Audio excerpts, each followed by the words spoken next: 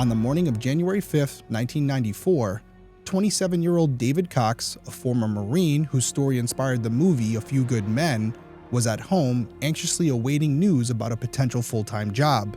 But when his girlfriend Elaine returned home that evening, David was nowhere to be found. His truck was parked outside with the keys in the ignition and an uncashed paycheck sitting on the dashboard. Despite these strange circumstances, police initially believed that David had run off. However, 3 months later, his body was discovered along a riverbank 5 miles from his apartment. He had been shot 4 times. Despite a thorough investigation, no motive or suspects have been identified, leaving David's family desperate for answers.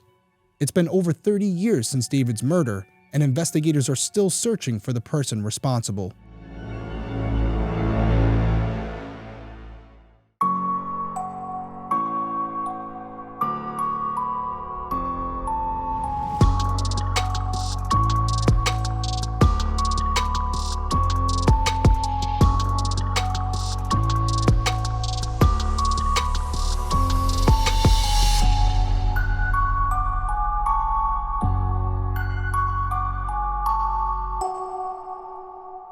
Hey everyone, welcome back to Detective Perspective. My name is Derrick Levasseur. I'm a licensed private investigator and former police detective. Each week I'll be covering an unsolved case in story format.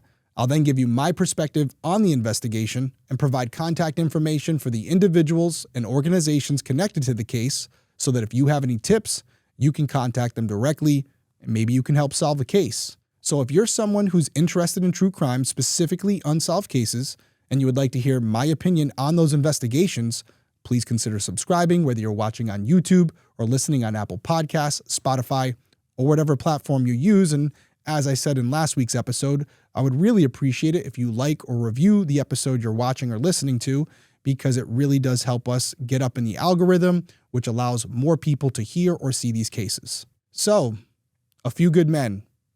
Tom Cruise movie, if you're familiar with it. I think a lot of you may be. It was a very popular movie, a very good movie. You Can't Handle the Truth. You know what I'm talking about, Jack Nicholson. I was not aware, first and foremost, that someone who was involved in this incident was later murdered. I did not know that. I also didn't know that the movie version that a lot of us have seen is actually not what happened. And I will say, it's not uncommon in movies for them to maybe embellish certain stories to make it more interesting.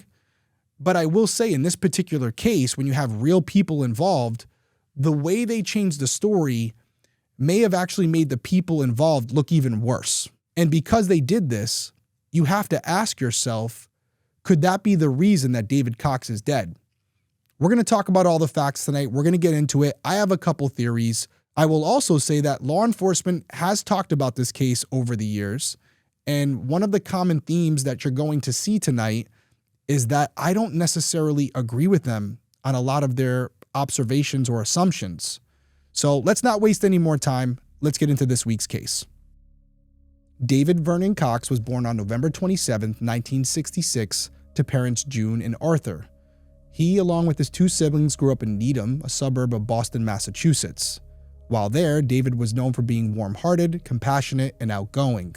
After graduating high school, David enlisted in the Marines, where he became a scout sniper. In 1986, he was deployed to the U.S. Navy base at Guantanamo Bay in Cuba.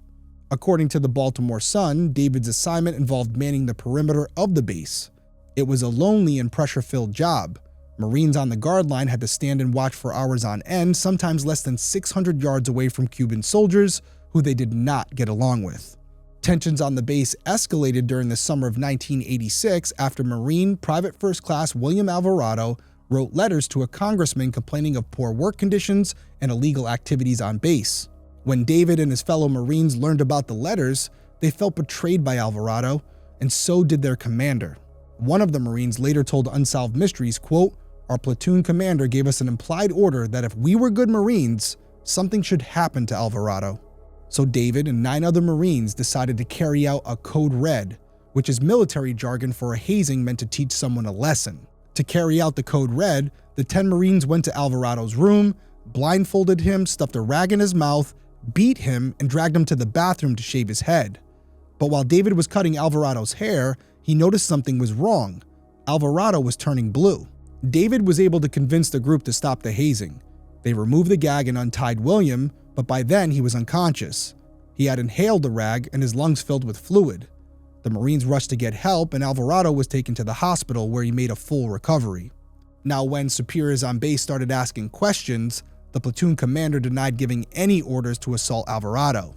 All 10 Marines involved in the Code Red were then charged with multiple crimes, including aggravated battery. According to the Baltimore Sun, the men were eventually offered plea deals where they would receive a less than honorable discharge and be kicked out of the Marines. However, they would avoid a court-martial where, if convicted, they faced a sentence of 20 years. 7 of the 10 Marines accepted the deal, but the other 3, including David, decided to take their chances at a court-martial. David told the attorney that he was following orders when the Code Red was carried out, and he was adamant that he hadn't done anything wrong. After a 4-day court-martial, David was found not guilty of aggravated battery, but he was convicted of simple assault, a misdemeanor carrying a 30-day jail sentence. However, since he had already served 38 days waiting for the court-martial, his sentence was waived. Most importantly, David was able to continue his career as a Marine. He served 2 more years, eventually achieving the rank of corporal, and was honorably discharged in 1989. He then moved back to Needham, Massachusetts. David's brother Stephen later told the Baltimore Sun that by the time David returned home, everyone had forgotten about the Code Red and the court-martial. Stephen added that David didn't feel any bitterness toward the Marines or his experiences there. In fact, he still considered himself a Marine at heart. David started working a variety of jobs as he tried to figure out what he wanted to do with the rest of his life. He also attended bartending school, earned a 2-year paralegal degree, and began dating a woman named Elaine. They eventually moved into an apartment together in Natick, another Boston suburb, and everything seemed to be going really well. But then, in late 1992, the movie A Few Good Men was released. The film was inspired by what David and the other Marines did to William Alvarado and the subsequent court-martial that took place. So here's the first ball to drop, right? As I said, when David first got home, this whole Code Red situation was behind him, as it was everyone else. He was allowed to serve out the rest of his career as a Marine. He was honorably discharged, and as his brother stated, he was very proud to be a Marine and overall was pretty positive about his experience other than this whole situation. And although it was a big deal, it was mainly only known to his friends and family, people who were close to him when this was going on, and the people on the base and whoever was investigating this case. It wasn't nationally known. But then this movie's released, and now everyone knows what David and his counterparts did. And I will tell you, as I said at the teaser, yes, what they did was bad, but the way the movie portrayed it made it so much worse for them. We have so much more to cover. We're going to get into it all, but let's take our first break.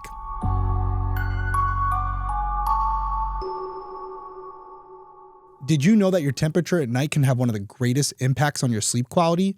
If you wake up too hot or too cold, I highly recommend you check out Miracle Made's bed sheets. Using these silver-infused fabrics inspired by NASA, the same people who send rockets up into space, Miracle Made sheets are thermoregulating and designed to keep you at that perfect temperature. So yes, you will get a better sleep throughout the night, not waking up, either being too hot or too cold. In addition to being thermoregulating, because they're infused with silver, it helps prevent 99.7% of bacterial growth, leaving them cleaner and fresher 3 times longer than other sheets. So no more gross odors. So they can keep you at that perfect temperature, they stay cleaner longer, and they're extremely comfortable, but without the high price tag of other luxury brands, and they feel just as nice, if not nicer, than the sheets used in some 5-star hotels. These sheets are specifically designed for your skin, so stop sleeping on bacteria because, as we know, in most cases, bacteria is not a good thing, especially for your skin. It can clog your pores, causing breakouts and acne. Nobody wants that. So sleep clean with Miracle by going to trymiracle.com/detective to try Miracle Made sheets today. And whether you're buying them for yourself or as a gift for a loved one, if you order today, you can save over 40%.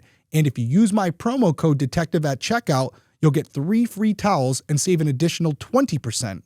And Miracle is so confident in their product, it's backed with a 30-day money-back guarantee. So if you aren't 100% satisfied, you'll get a full refund. So upgrade your sleep with Miracle Made by going to trymiracle.com/detective and use my code DETECTIVE to claim your free 3-piece towel set and save over 40%. Again, that's trymiracle.com/detective, code detective to treat yourself. Thank you to Miracle Made for sponsoring the episode.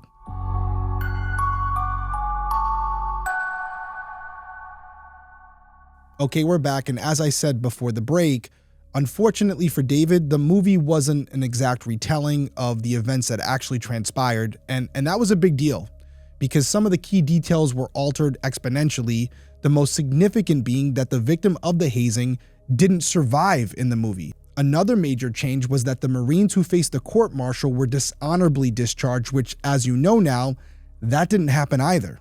And as you can imagine, understandably so, David was deeply upset by the movie's version of events because it depicted him and the others as murderers who were dishonorably discharged, two things that he found extremely offensive. He was also angry that no one asked for his permission to make the movie. He felt like it was a violation of his privacy.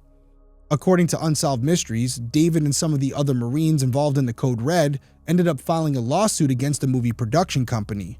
While the lawsuit was pending, David spoke openly on radio talk shows, sharing his side of the Code Red story, along with crazy experiences he had while serving at Guantanamo. In at least one interview, David went as far as to claim that his colonel had implied they should be provoking war every day while stationed in Cuba. When his mother heard the interview, she warned him to stop speaking so freely because it could be dangerous. Now, while all this is going on, David continued to search for a stable career. During the 1993 Christmas season, he worked part-time as a driver for UPS and really enjoyed the job. David believed this could be a good career for him, and he was hopeful that they would offer him a full-time position once the holiday rush was over. His boss told him that after the new year, around January 5th, he would find out if he was hired full-time or he was being let go. On the evening of January 4th, 1994, a heavy snowstorm hit the area where David lived, with at least 8 inches of snow falling. Despite the weather, David's older brother Stephen took him out for drinks and to watch a basketball game. But according to Stephen, David wasn't acting like himself that night. Stephen later told WFXT, quote, "David was usually vibrant and confident. He just seemed a bit reserved that night." Stephen suspected that maybe David was having some problems with his girlfriend, though he admitted that David didn't share any details that would indicate that. Now, it's also possible, in my opinion, that he might have just been feeling a little anxious about the next day. As I mentioned, he was supposed to find out if he was getting the full-time job or not. So that's also very possible. He was probably out thinking about the next day and not really in the moment because he was more concerned about what he was going to find out tomorrow. Now, at around 10:30 p.m., Stephen dropped David off at home. It would be the last time he ever saw his brother. That night, David slept on the couch because his back was hurting. The following morning, January 5th, David's girlfriend Elaine said goodbye as she left for work at 8:30 a.m. Now, at around noon, she called home, but David didn't answer. When Elaine called to check the phone's messages, she heard one for David saying that he had gotten the full-time job with UPS. She was really excited for David, so she called home again at 1 p.m., but still there was no answer. She checked the messages once again, and the original message from UPS was still there, along with a second call from them as well. Now, real quick for my younger listeners and viewers out there, I know some of the older people like myself, when they hear this, they're going to roll their eyes. But back in the day, you could call home and check your landline and actually dial in to listen to your voice messages on your machine. So when I'm referring to that right there, that's what I'm talking about. They had a voice message machine at home.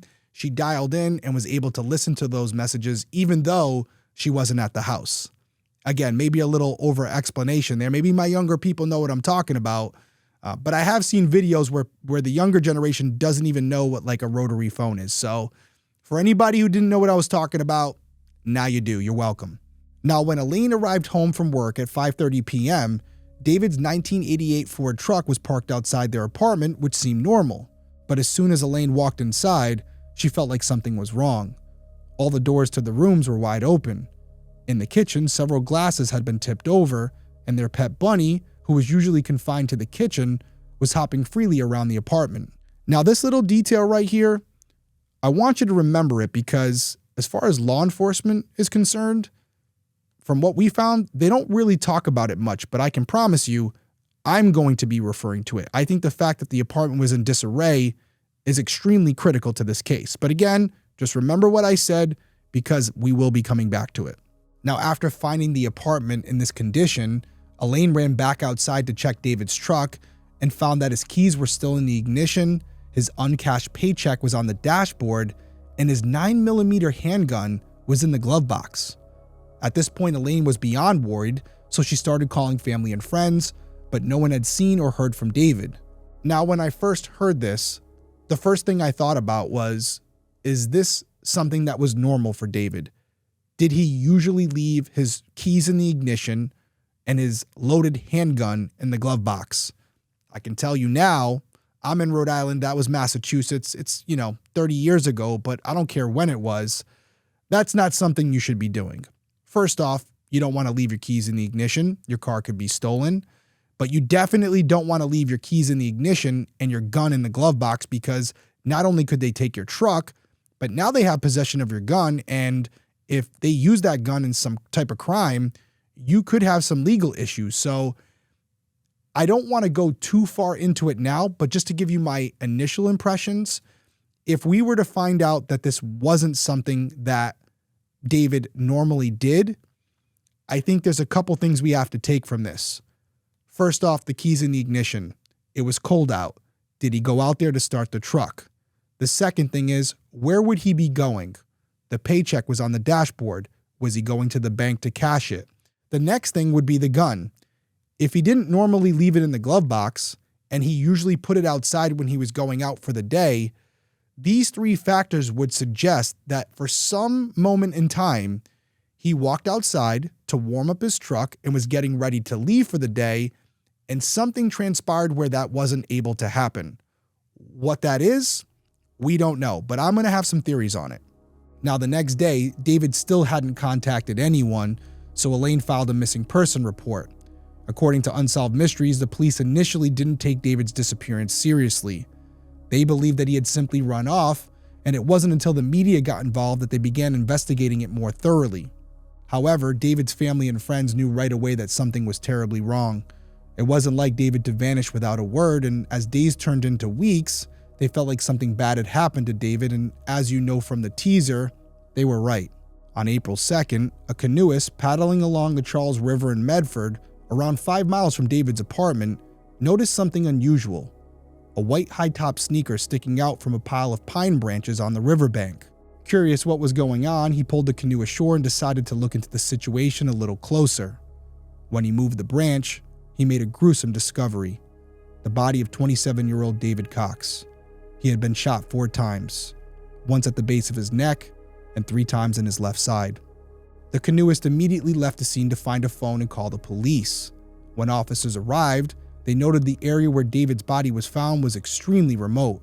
To get there, you'd have to travel by water, or you'd have to hike nearly a mile along winding trails through the woods. According to the New York Times, police examined the scene and found 3 9mm shell casings. Now, my first thought when I heard this was David's gun checked. I know it was back in the glove box, but the offender could have used that gun and then placed it back there. I'm hoping that ballistics was done on that gun to confirm that those shell casings didn't belong to that firearm, but that's just wishful thinking on my part. I would like to think with everyone who was involved with this case, that would have been done. We may never know. But based on those shell casings and the way David's body was positioned, the police concluded that David had been killed right there on the riverbank. They believed that he had turned his back, and when he did, he was shot execution style. And here's our first disagreement. I don't have all the information, but I need more data. I need to know if there was gun stippling. That would suggest how close the shooter was. What was the trajectory? Was it going from up to down or down to up? Was it straight on? Why wasn't he shot in the head? If it was an execution, why wouldn't you shoot him right in the head to ensure that he died? And if we're to believe one of the theories that this may be connected to a scorned military member, you would think they would be more accurate. Being shot in the neck like that, shot in the side, it sounds like it was almost sporadic, like maybe it was kind of shooting upward as David was fleeing potentially, or they were fighting over the gun. I just don't know if I love the terminology execution style. Just because it was from the side or behind, I don't think we should go there. I would say maybe it was unexpected, but I could also make an argument that it was completely expected, and in that moment, David made a run for it or went for the gun, and that's when this transpired. But either way, to shoot him in the neck and then the side, unless they stayed there and waited to make sure that he was dead, you could potentially survive those injuries. So again, I don't love the term execution style. He was shot. That's what we know for sure. Now let's transition and talk about what David was wearing when he was found, because that's also extremely important when you're considering different theories. Now, aside from the white sneakers, he was wearing a Marine Corps camouflage jacket, also referred to as a fatigue jacket in some of the reports. I apologize if I'm getting it wrong for all my military people out there. And in addition to this camouflage jacket, he was wearing a black hooded Marine sniper jacket as well. So he was doubled up. He had 2 layers on. He was wearing jeans. And I also noticed from one of the images, the image that we have of the crime scene where you can partially see his body, I noticed this later, but it appears to me that he's wearing gloves, which I thought was also important when you consider the fact that he was double layered and wearing these gloves, which could indicate that he knew he was going to be outside and obviously was very cold. And as much as I'm speculating right now about what the clothes mean and don't mean, it also raised some questions for the investigators. And I will tell you, shocker, I told you this was going to be a running theme. I don't completely agree with their interpretation of what David's clothes represent, but as we go through the rest of the facts, you can judge for yourself. We still have a lot more to cover. We're about 2/3 of the way done here, but there's some more details about this case and definitely some theories we have to discuss. So let's take our last break. We'll be right back.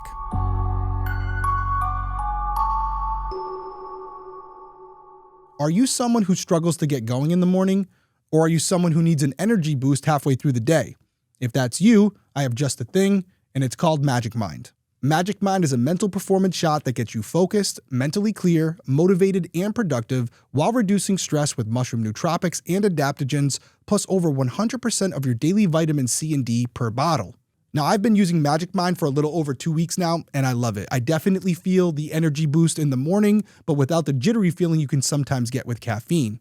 And I'm someone who really struggles to get enough vitamin D, so being able to get what I need in just 1 shot per day is a major plus. If I'm being honest, I really like the taste. Yes, it kind of reminds me of like a wheatgrass shot, but it has a little bit of a spicy, peppery taste, and I really enjoy it. I will say, little trick, I like to keep the whole box in the refrigerator because it tastes a lot better when it's cold. And what really sets Magic Mind apart is it's 100% safe. All the ingredients are third-party tested and sourced from the best suppliers. It's also doctor verified. It was actually created using a scientific advisory board of doctors and medical researchers. And it was in development for 10 plus years with over 200 scientific studies behind every ingredient. And if you like to buy products that give back, Magic Mind donates 5 cents for each bottle sold to mental health charities that help U.S. homeless communities. And if you decide to give it a try, there's really no risk. If you don't like the product, they'll give you a 100% refund, no questions asked, for up to 100 days after buying. And the best news? You have a limited offer that you can use now that gets you up to 48% off your first subscription or 20% off your first purchases at magicmind.com/perspective, code perspective. Again, that's magicmind.com/perspective, code perspective. Thanks to Magic Mind for sponsoring the episode.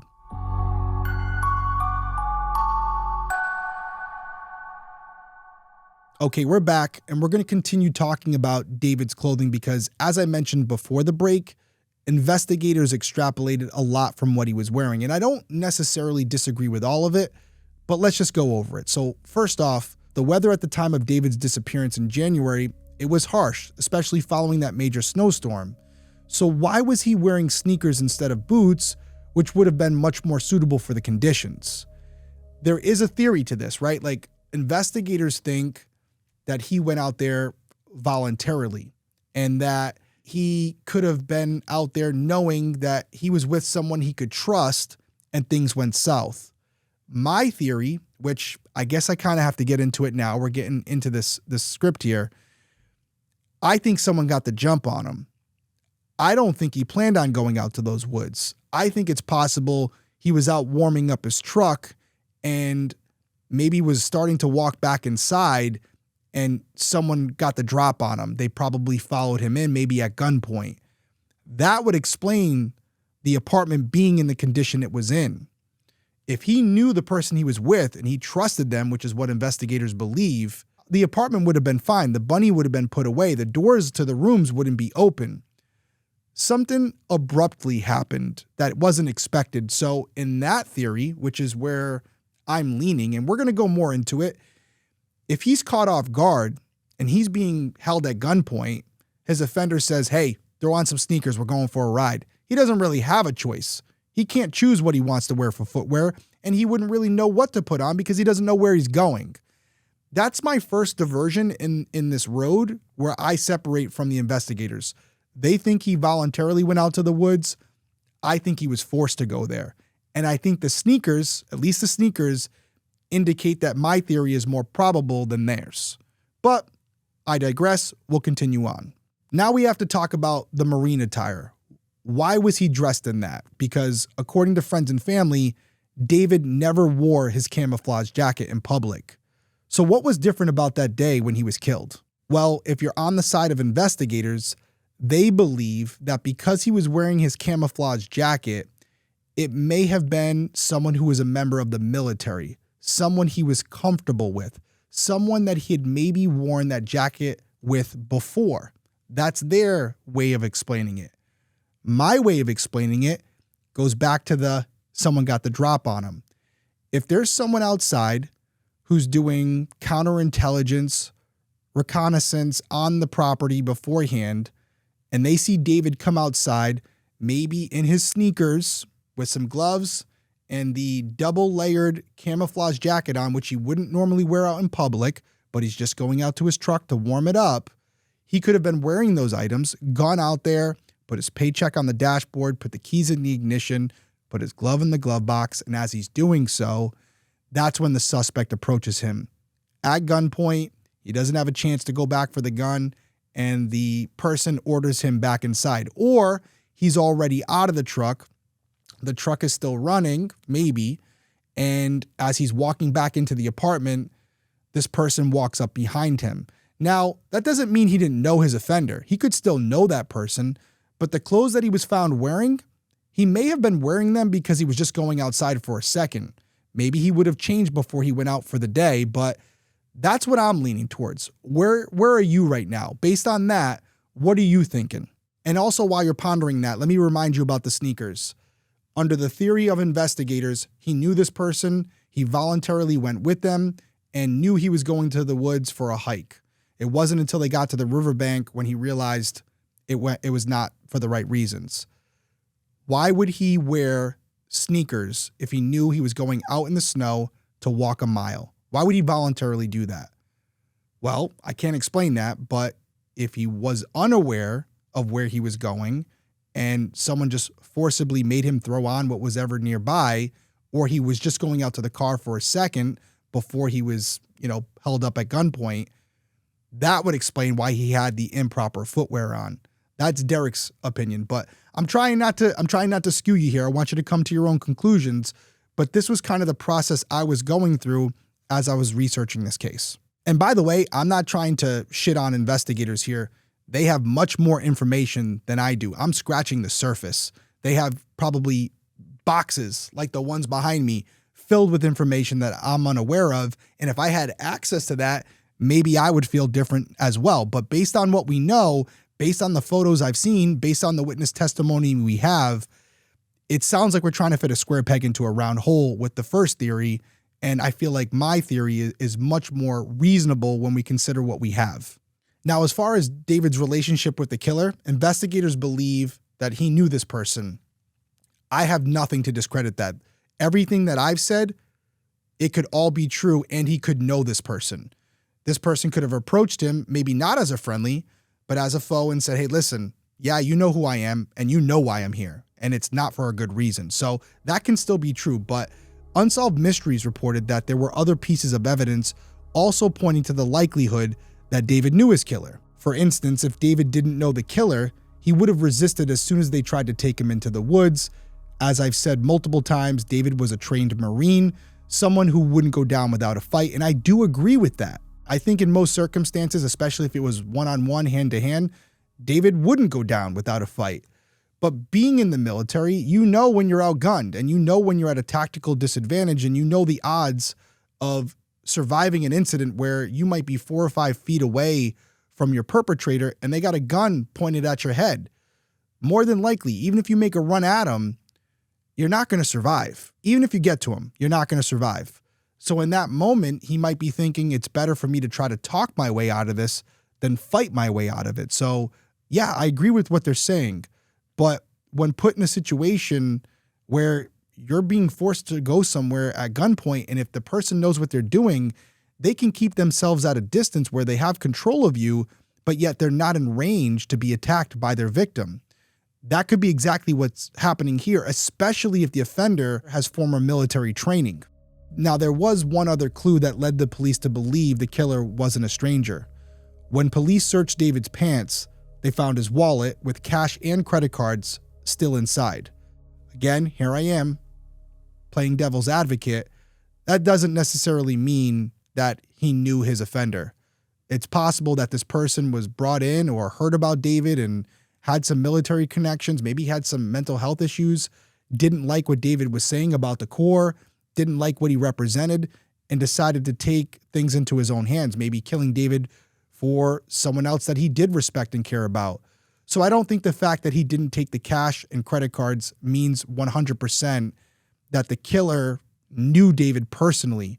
What it does mean to me is that this was a targeted attack and the motive was not financial in nature at all. This was intentional, and it was retaliation for something that they felt David had done.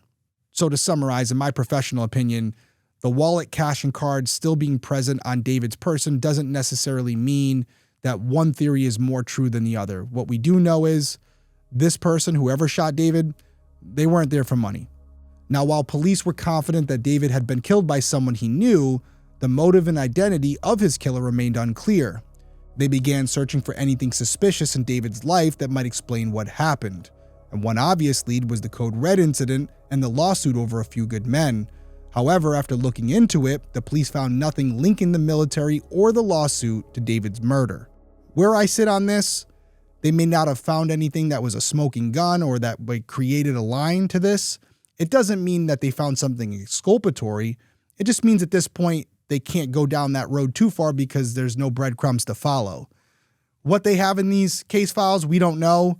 But I do think that if this was connected to the military or the lawsuit, this is a higher caliber premeditated assassination, and there would have been some measures put in place to avoid any potential connection from the killer to these incidences. So it would be extremely difficult for investigators to come in after the fact and make those connections. Now, while looking into the military and this lawsuit, investigators also learned that David enjoyed gambling at the racetracks, and he actually owed $1,100 to a local bookmaker at the time of his disappearance. But David was reportedly on good terms with the bookie, and he had over $3,000 in his checking account, which he could have used to pay off the debt if he had to. So to me, that angle doesn't seem very likely. There is a potential that in addition to this bookkeeper, maybe he owed another one much more money than that, and that's why he didn't pay it. But I will tell you this, and I wrote it down because I heard it from a bookie who is on the darker side of things, and he said, you know what, dead people don't pay. So we don't like to kill people who owe us money. We'd rather break their legs or break their hands.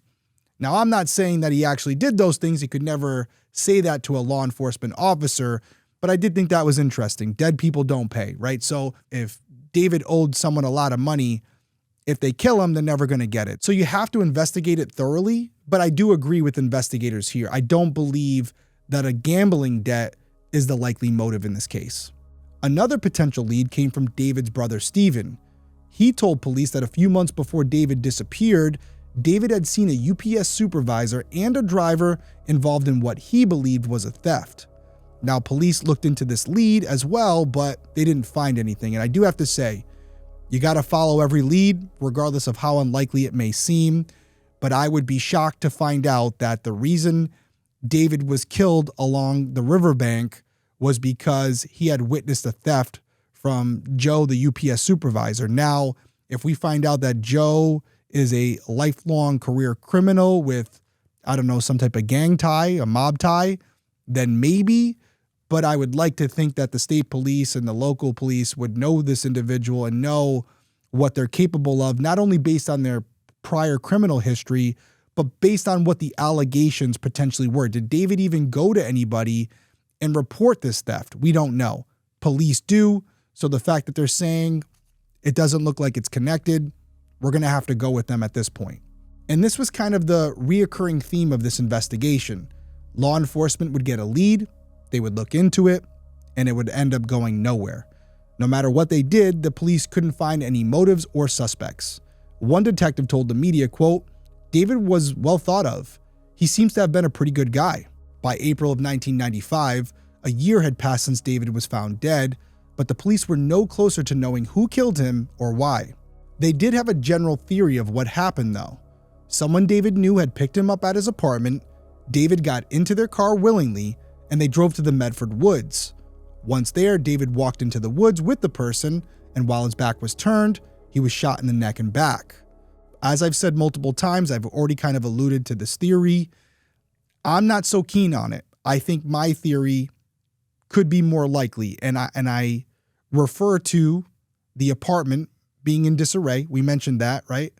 We can talk about the improper sneakers, the fact that he was wearing the military jacket, which he normally wouldn't do, and also the fact that based on the way he was shot, it could have been a situation where he was trying to talk this person down, maybe rationalize with them, and when he finally realized that it wasn't going to happen, he made a run away from them or maybe toward them, and that's why he was shot in this awkward way, like in the neck and in the side like that. That's not normally how someone is executed. You shoot him in the neck. That's not what we see in many of these cases where someone is killed deliberately in an act where the victim is defenseless and they've kind of given up at that point. And then also, just a reminder, keys in the ignition, paycheck on the dashboard, gun in the car. Why? Why would those things be outside? If he knew that he was going with a friend somewhere, if he was willing to do that, if he was actively participating in this situation where at that time he didn't feel that this person was a danger, why would he leave his property and go with this person, leaving his keys in the truck with his paycheck and his gun? Who would do that? If someone comes to me, and you can, if you know David, by all means, reach out. And he was someone who was known to go off with friends and family and leave his gun, keys, and paycheck in his truck unlocked, please let me know, because there are outliers, but I would be shocked if that were the case. So what I'm getting at here, if you're not picking up on it, I do not believe this was something where David went willingly. I think this was unexpected. I think someone got the drop on him. The specifics of it, of course, I don't know it, but I think something happened where he was forced inside for a second, or maybe this person came inside. Maybe it was someone he knew. Maybe immediately upon entering, that's when it went south. Whatever the case may be, I don't think that David left that property because he wanted to. He left it because he had to. Now, in 1996, David's case was featured on Unsolved Mysteries, which I've referenced a few times in this episode. His family and attorney all shared their theories. David's attorney believed that the murder might have been connected to the military. David's mother agreed, suggesting that he had spoken too openly about the military on radio shows before his death. The police told Unsolved Mysteries that they had looked into the military angle, but found no evidence to suggest it was connected. However, they hadn't ruled anything out, and the case remained open. Despite the attention from the episode, there was little progress in the investigation in the years that followed. By February of 2019, more than 25 years had passed since David's murder. Around that time, two Massachusetts State Police detectives, both former Marines, decided to re-examine the case. One detective told WFXT that it was personal for them because in the Marines, quote, "You never leave a brother behind." But it seemed like David had been left behind for 25 years, and they wanted to change that. The detectives went on to say that one detail in the case stood out to them: David's outfit. As noted earlier, former Marines don't typically wear their military clothing in public, and David was no exception. One detective said, quote, "David wore that field jacket and his Marine Corps sniper jacket for a reason that day." And I know what they're alluding to here. They're basically saying this was a friendly. David felt comfortable with this person, and he felt like it was okay to wear his military clothing in the presence of this person. I would counter that by saying, yeah, he wore that outfit because the person who was holding him at gunpoint didn't give a shit what he was wearing. David may have had that outfit on when he was warming up his car, or he may have been told to put it on while they were inside the apartment. Whatever the case, it's also possible that the military outfit was just basically a series of circumstances that led to him wearing something that he wouldn't normally wear because he didn't have a choice. However, they could be right. They're Marines. I'm not. Based on what they know about the case, maybe there's more to the story that they're not sharing. But just from the outside looking in, I think you could look at that information about the outfit and go either way with it. I will say, if I'm trying to remain objective here, and I know there's going to be some military people that weigh in on this, so please do. He was wearing the gloves. He did have on double layers. If I'm just running out to warm up my truck, I don't know if I'm throwing gloves and 2 jackets on. I'm only going right to my truck. But maybe he was cold. It was the morning and he was freezing, so he threw the gloves on so his hands would be warm while he was wiping down his car. I've done that. So I can make an argument for both sides, but I will concede wearing of the gloves, the double layer jacket, maybe there's something to it. I will give them that. And these detectives that took over the case, they reported that just like the original investigators, they looked into every possible link between David's murder and the Code Red incident or the movie, but they didn't find any evidence connecting them. And it's what we said earlier. Just because they didn't find anything, it doesn't mean it's not connected, but can they come out publicly and say that? Oh, listen, this is where we are. We know definitively it's not connected. No, they can't say that because there may be something down the road that does create that connection. It could be just someone coming forward who bridges that gap. It could be someone involved with the military. It could be someone involved with the movie. But as I said earlier, it could be someone who's former military, doesn't have any personal connection to either the Code Red incident or the movie, but maybe there's someone who just watched it, knew who David was because he was from the community. Maybe this person was former military and really felt slighted by not only the way the movie portrayed David, but maybe some of David's comments on different radio shows. And this person who didn't necessarily know David, didn't have a connection to any of this, decided to take matters into his own hands. That may explain why, as we sit here today, we don't have a motive or a suspect. Now, David's brother Stephen told WFXT that despite all of this, he still believes David's murder was tied to the military. He said, quote, "It has military written all over it. It's too highly planned. My feeling is that it was retribution for what happened in the Corps, what happened in Guantanamo." I don't disagree with them. There could be a connection there. There's nothing to say there's not. And I do agree with them on the one aspect that it does seem to be well thought out, well planned. There hasn't been anything that we know of that linked back to an offender or a suspect.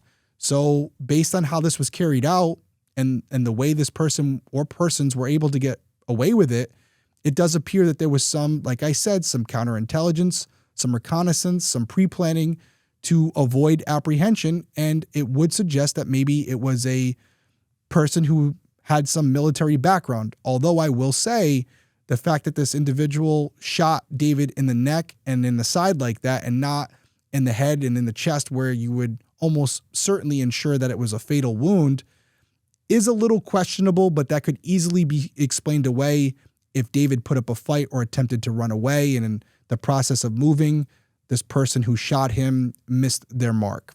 That's also possible, and that would explain how it was someone who was in the military, but it got a little sloppy at the end. Now, in that same vein, David's sister Christine, she also thinks that the murder was carefully planned. However, she has a different theory. She believes the scene was staged to look like the military was involved in order to throw off investigators. She did add after saying that she doesn't care where the facts lead. After 25 years, she just wants justice. She told WFXT, quote, "David's life mattered. He was erased. The person erased his life, his future. I want the killer identified, not just to us, but to the world. I want everyone to know who did it. I want him to pay for it." In April of 2024, 30 years had passed since David's body was found. The district attorney assured the public that David's case had not been forgotten. He said, quote, "It's an active investigation as we speak. It's one that has been revisited many times over the years." Unfortunately, that's the latest update we have in this case. David's killer remains unidentified, and his family is still waiting for answers. Let's dive into this perspective. This case is a mystery. It's a head scratcher. I think we can all agree on that.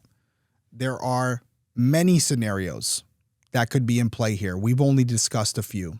Just to fire from the hip, you have this was a friendly who came in, who knew David, who said, hey, let's go for a hike. They go for the hike. When they get out to the riverbank, that's when things turn. Another scenario that we really didn't discuss is David being outside, cleaning off his car, maybe warming it up, and someone he doesn't know is walking by, sees him alone, and for some reason decides to rob him. Things go south. This guy's got a gun, somehow coerces or forces David to get into the car with them. They bring him down to the woods and they kill him there. Then we have the gambling angle. What type of people was David involved with? Bookies, gang members, mob members? We don't know. The Mass State Police and everyone involved, they do. Was there debts that were owed? Were there bridges that were burned? Could that be a potential motive where this was an assassination from organized crime? Then we have the military / lawsuit / movie angle. Could be one of the three, could involve all of them. It could be a former military member who knew of David or knew David, seen the movie, seen the lawsuit, seen some of the things or heard some of the things that David was saying publicly and decided that this was a breach of their brotherhood and David deserved to suffer for what he was saying and what he was doing to the reputation of the Corps. Now, obviously, we don't agree, but in the mindset of that, military organization, you could have someone who's not all there. Maybe they've gone through some things and decided to take matters into their own hands because it was for the betterment, air quotes, of the Marine Corps. And this could be a scenario where they knew David. It could be a scenario where they were an acquaintance, just another military member, and somehow they were able to get into David's apartment, talk to him, make him kind of, lower his guard, and that's when they took advantage of it. And there's a lot of theories that could be in play here. We didn't even talk about all of them, but just to shoot from the hip quick, you have the first scenario. He knew this person. They were friendly. They had planned to go out. They had planned to go to the woods. And when they got down to the riverbank, things turned. That's one. Another scenario could be David was outside cleaning off his car. Some transient or some local who lives there who doesn't even know David gets into an altercation with him. Maybe it's a robbery gone wrong. And somehow because of the situation, they get David into a car and they bring him to the woods and they kill him there. Then you have the theory we did discuss, which is David maybe owed the wrong person money. You have the bookies, you have gang members, you have organized crime. Could he have crossed the wrong person? Maybe during his betting or even at a bar. We don't know what happened every second of David's life. We could be looking at a scenario where someone who has no military connection was an enemy of David, went to the house, got the drop on him, and forced him to go down to the woods where they killed him. And that's just a few of the scenarios, but I do want to talk again about the scenario that I think is most likely. I kind of gave a lot of the points to support it, so I'm not going to be redundant. But if you made me put out on the table right now what I think is most likely, this is what I think happened. Based on what we have, I think David went out in the morning to warm up his car and potentially go grab a coffee and cash his check. So he goes out there, puts the keys in the ignition, puts the paycheck on the dashboard, puts his gun in the glove box, and maybe he doesn't even have the opportunity to start the car yet. Maybe that's why it wasn't in the on position. I'm assuming it wasn't. Maybe it was. We don't know. And for whatever reason, at that moment, whoever was there, it could have been one person, it could have been multiple people, they're conducting their reconnaissance, and at that time, they come to the conclusion that David's alone and now's the time. So they either approach him as he's exiting the vehicle or as he's walking inside, and that's how they make their way into the apartment with David. And something goes down inside. Clearly, as we said, the room doors were open, the bunny was left out, there were glasses that were turned over. Something went down inside, some type of struggle or some type of frantic behavior where it was a rush to get out of there as quick as possible.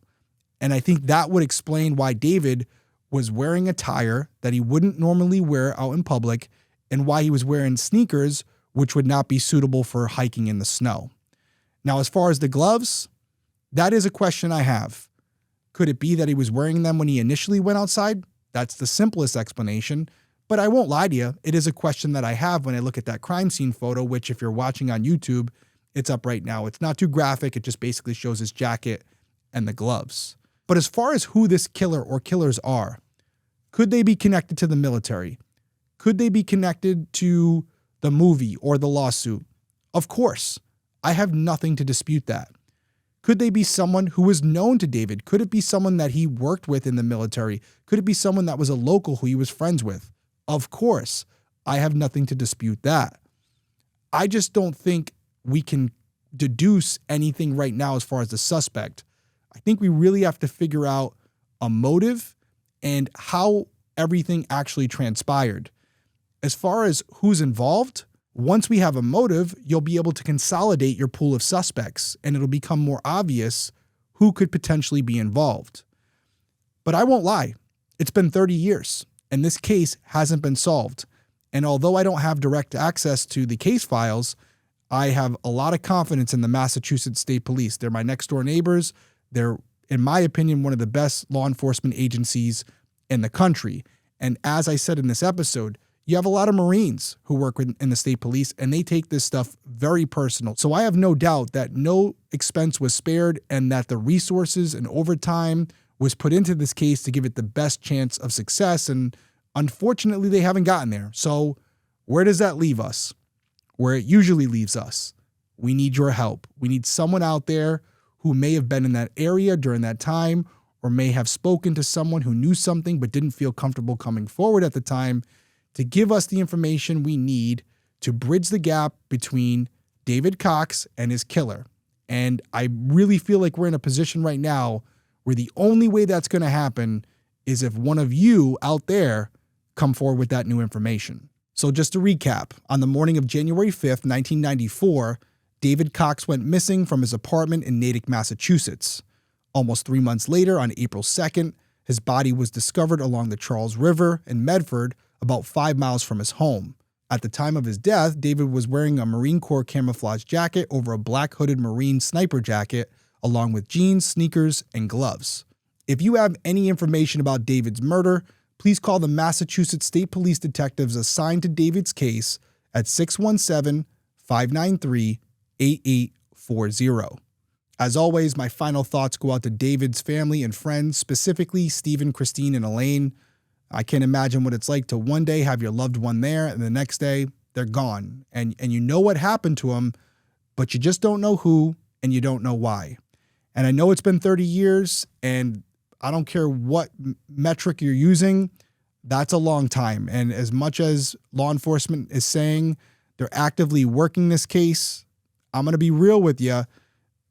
Every lead that they have so far has probably been exhausted. That said, it doesn't mean that a fresh set of eyes shouldn't come in there and take a look at it. I know we have these 2 detectives working it, but maybe you need an outside agency. Maybe you need the feds to get involved. There are opportunities to go back and look at the information that was already collected, and all it takes is one thing to be observed or maybe interpreted differently where this case could take an entirely different direction. But I'm hoping for you and your family that you get answers sooner than later. Obviously, I would have liked to have seen this case solved many years ago, like I do with all the cases we cover here. But unfortunately, that's not always the case. But we shouldn't lose hope, and we are here supporting you in whatever you need. And if there is a change or development in this investigation, I will be right here letting you all know. But until then, everyone stay safe out there, and I'll see you soon.